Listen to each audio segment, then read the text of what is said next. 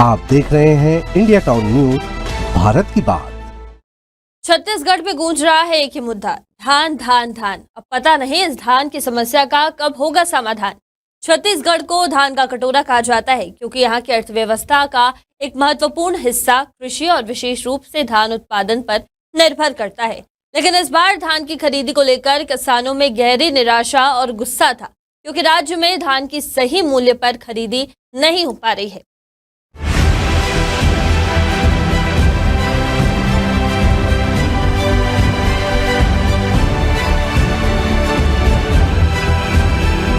छत्तीसगढ़ में धान की खरीदी 14 नवंबर से की जा रही है। छत्तीसगढ़ में धान खरीदी शुरू हुए लगभग एक सप्ताह ही हुआ था और खरीदी केंद्रों में दिक्कतें भी सामने आने लगी थी।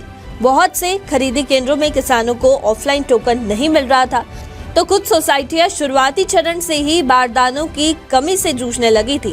वहीं दूसरी ओर प्रदेश के राइस मिलरों ने भी अपना असहयोग शुरू कर दिया था और बकाया भुगतान होने तक कस्टम मिलिंग नहीं करने का फैसला भी किया गया था।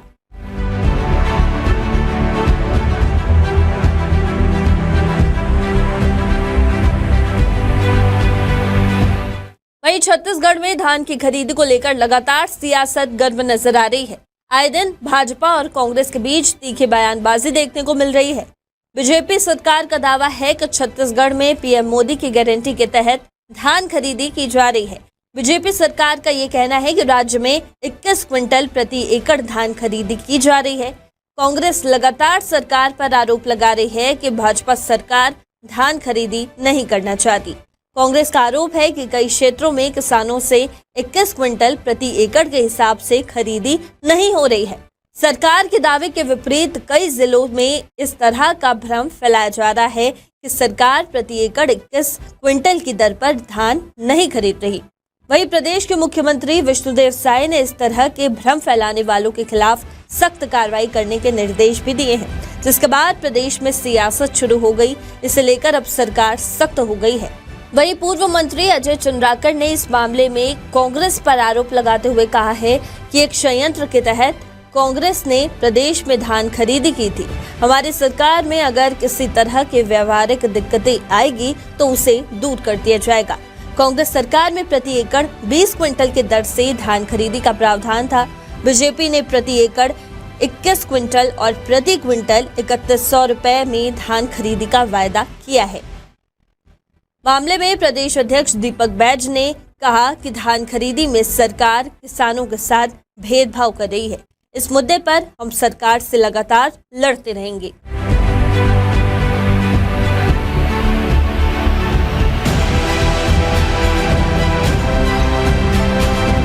बता दें कि छत्तीसगढ़ में अनवरत धान खरीदी का सिलसिला जारी है। 14 नवंबर से शुरू हुई धान खरीदी अभियान 31 जनवरी 2025 तक चलेगी। खरीफ वर्ष के लिए 27.68 लाख किसानों द्वारा पंजीयन कराया गया है। इसमें 1.45 लाख नए किसान शामिल हुए हैं। इस वर्ष 2729 उपार्जन केंद्रों के माध्यम से 160 लाख मीट्रिक टन धान खरीदी अनुमानित है। आपको बता दें कि अब तक 64.35 लाख मीट्रिक टन धान की खरीदी पूरे छत्तीसगढ़ में हो चुकी है और 13.37 लाख किसानों ने धान बेचा है और 160 लाख मीट्रिक टन धान खरीदी इस साल लक्ष्य तय किया गया है। 31 जनवरी तक धान खरीदी जारी रहेगी। रिपोर्ट के अनुसार छत्तीसगढ़ में पिछले 5 साल के दौरान हुई धान खरीदी के बाद अगर की जाए तो लगातार धान खरीदी का लक्ष्य बढ़ता नजर आया है। पिछले 5 सालों में धान खरीदी 80 लाख मीट्रिक टन से 145 लाख टन मीट्रिक टन तक पहुंच चुकी है। साल 2019 के अनुसार प्रदेश में 80.37 लाख मीट्रिक टन खरीदी की गई थी। साल 2020 में 83.94 लाख मीट्रिक टन की खरीदी हुई और अगर बात करें साल 2021 की तो इस साल 92 लाख मीट्रिक टन धान खरीदी हुई थी। साल 2022 में 107 लाख मीट्रिक टन की खरीदी हुई थी। वहीं साल 2023 की बात करें तो 2023 में धान खरीदी 145 लाख मीट्रिक टन धान की खरीदी की गई है।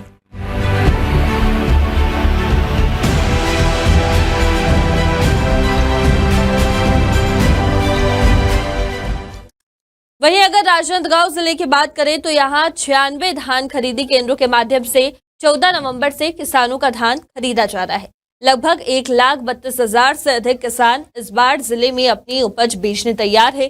पिछले कुछ दिनों से कछुए की गति से चल रही धान खरीदी की प्रक्रिया से किसान बहुत परेशान थे, लेकिन विधानसभा अध्यक्ष डॉक्टर रमन सिंह के बयान के बाद सभी अधिकारी अब एक्शन मोड पर नजर आ गए हैं।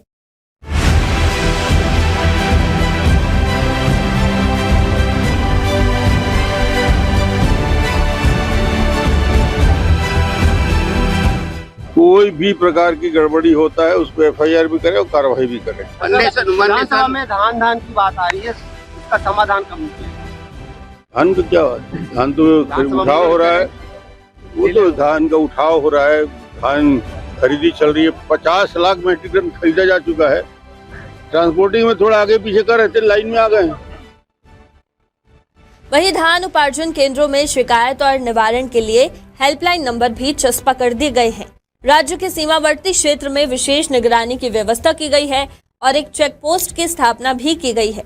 राज्य स्तर पर अलग अलग जिलों के लिए राज्य स्तरीय वरिष्ठ अधिकारियों की जांच टीम बनाई गई, जो लगातार जिले में हो रही धान खरीदी की मॉनिटरिंग कर रहे हैं।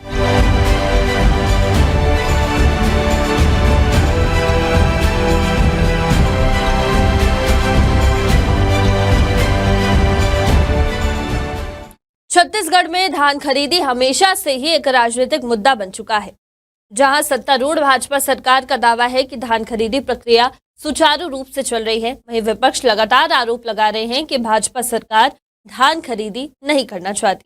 अब सवाल ये है कि क्या सरकार तय किए गए लक्ष्य को समय रहते पूरा कर पाएगी या नहीं। ये समय ही बताएगा कि किसानों की उम्मीदों पर खरा उतरते हुए सरकार इस मुश्किल घड़ी में उन्हें सही मूल्य और उचित समय पर धान की खरीदी सुनिश्चित कर पाती है या नहीं। फिलहाल आज के लिए इतना ही। मेरा नाम है सिमरन और आप देख रहे थे इंडिया टाउन न्यूज। नमस्कार। आप देख रहे हैं इंडिया टाउन न्यूज, भारत की बात।